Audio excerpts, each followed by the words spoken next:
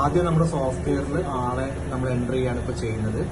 Okay, ആളുടെ photo എടുക്കുകയാണ്, കസ്റ്റമറുടെ photo എടുക്കുകയാണ്.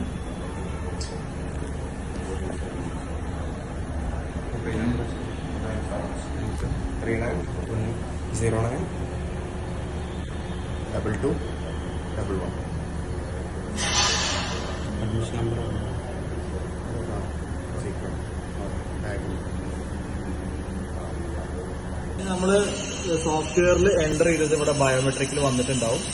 ഓക്കെ, ഇനി നമ്മൾ ചെയ്യേണ്ടത്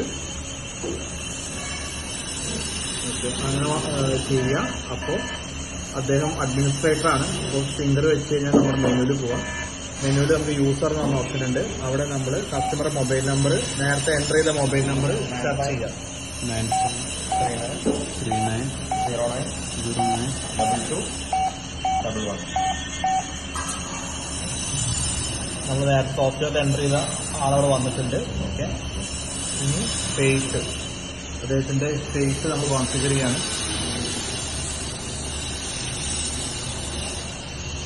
ഓക്കെ, ഇനി ഫിംഗർ ആഡ് ചെയ്യാണ്.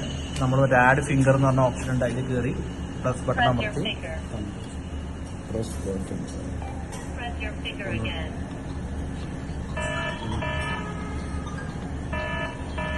ഒന്നും കൂടെ വെക്കണം. ഒരേപോലെ 3 പ്രാവശ്യം വെക്കണം. ചൂണ്ടുവരിൽ വെക്കാൻ ഏറ്റവും നല്ലത്.